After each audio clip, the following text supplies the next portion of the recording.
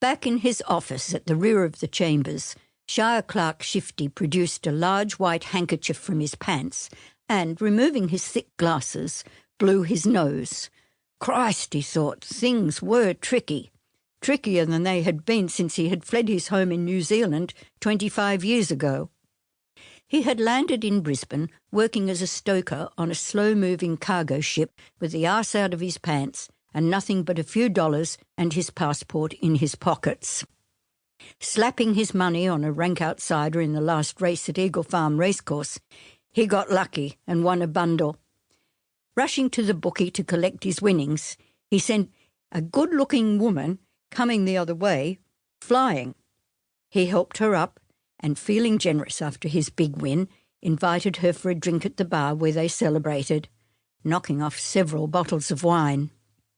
The next thing he remembered was waking up beside her, nursing a massive hangover in a posh hotel. But his luck held. It turned out his drinking mate was Annabel Reed, who, though well past her prime, lived on a large sheep station in Western Queensland and was, she confided in him, the recipient of a hefty trust fund. On the money trail, Shifty invested the rest of his winnings on a major charm offensive. He wined and dined her, bought her expensive presents, and made passionate and expert love to her morning, noon and night. He also told her outrageous lies about his wealthy family back home, failing to mention that they had chucked him out years ago, or that the Kiwi coppers were waiting to throw him in the slammer should he ever decide to cross the Tasman. Annabel, whose biological clock was sitting at a minute to midnight and was desperate to land a mate, was sated with sex and overwhelmed with his lavish attention. When Shifty begged her on bended knee to make him the happiest man in the world and offered her his darling granny's engagement ring, bought from an outer-city hock shop the day before, what could she do? They were married by special licence and honeymooned extravagantly on the Gold Coast until their pooled resources ran out. Returning to the family property Redlands, Shifty was horrified to discover that his new brother-in-law, Bomber, was the keeper of Annabel's trust fund. But Bomber was a kind-hearted fellow who loved his little sister and was relieved to see her finally married. At first he made them welcome, but soon tired of Shifty loafing around the property sponging off him. "He's driving me crazy," he told his mate Paddy over a beer one night.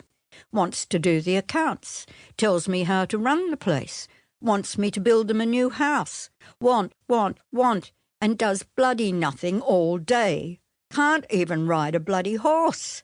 Can you find the bastard a job? Get him out of my hair?" Paddy had a soft spot for Annabel, having spent several steamy sessions with her over the years, and he was a bit miffed that she'd gone off and married such a loser, but he couldn't stand by and see his mate Bomber in a fix, so he persuaded old Duke Edwards, the Shire clerk, who was pushing 96, to retire so Shifty could take his place. Bomber was so delighted to get rid of his brother-in-law, he released Annabel's trust fund, and the couple, armed with bucket loads of cash, went on a spending spree, buying a large home on the edge of town with a tennis court and swimming pool. Shifty, an undischarged bankrupt, the bailiffs were still looking for him, put everything in Annabel's name so he couldn't lose the lot. The new job was a gift from heaven for Shifty. It gave him complete control of council's finances, and within weeks he'd formed a syndicate with a couple of crooks, council works foreman Cyril Rowe and Shire engineer Phil Martin, siphoning off thousands of dollars of council funds. They had also invested a good lump of the Shire's rate revenue in a tax scam, growing early tomatoes in the Ord River region. Sadly for the Shire's budget bottom line, the tomatoes were never early enough for the market, but the tax savings they made were a grower's delight for them.